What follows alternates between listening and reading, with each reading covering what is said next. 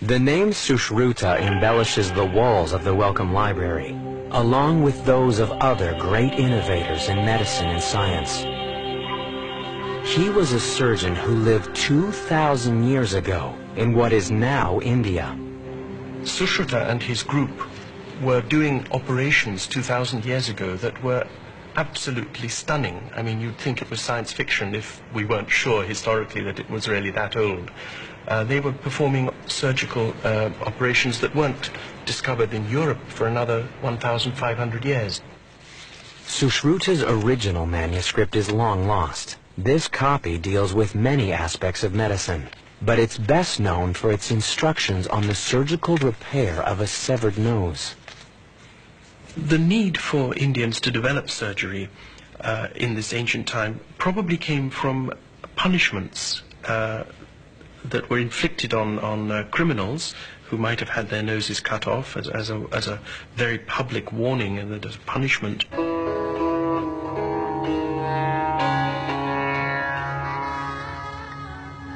The severing of an enemy's nose has been a Hindu practice through the ages. The injury was bad enough, but trying to repair it 2,000 years ago would have been, for the patient, a most grisly affair.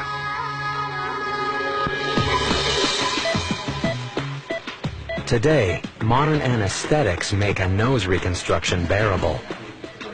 Jonna Ludwig will not feel a thing. We cleaned up the defect and it's a little torn up. Even though the technology gap is vast, the method Dr. Menik will use to repair Jonna's nose is a direct adaptation of the Indian surgeon Sushruta's 2,000-year-old technique. We created a little three-dimensional bent foil pattern of the missing skin. Dr. Menik has made a template to guide his scalpel when he cuts donor skin from Jonna's forehead.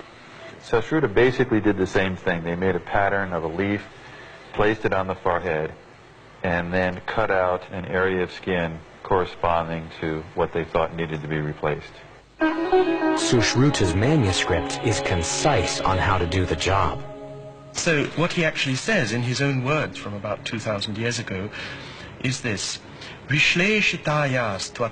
when a nose has been cut off, I shall describe to you properly how it can be repaired. First, you take the leaf from a tree and make a template the same shape as the nose.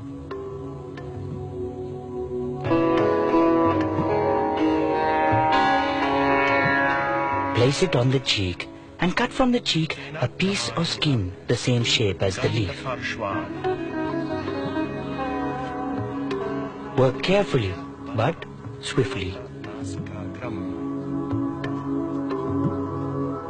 In an age where there is no anesthetic, working quickly is very important because your patient is likely to be screaming. In fact, most of these surgical texts, the anesthetic is for strong men to hold the patient down.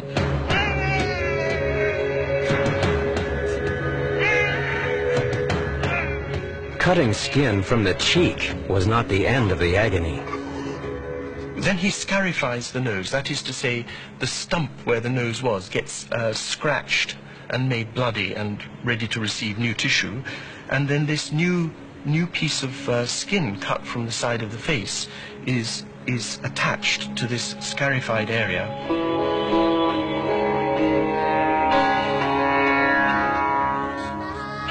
To complete the operation, Sushruta devised a way to allow the patient to breathe.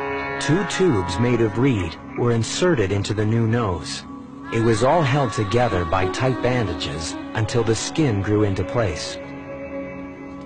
Sushruta ends by saying, the physician who can do this, who knows this technique, is fit to repair, to work on a king.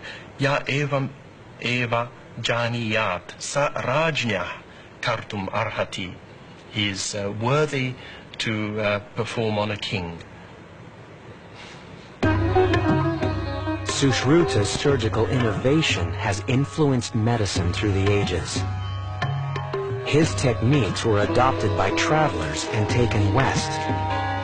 The compendium that Sushruta created was well known in India, and it isn't until about the 7th or 8th century of the Christian era that we begin to hear that it's known in the Middle East and that there are Arabic translations of this work.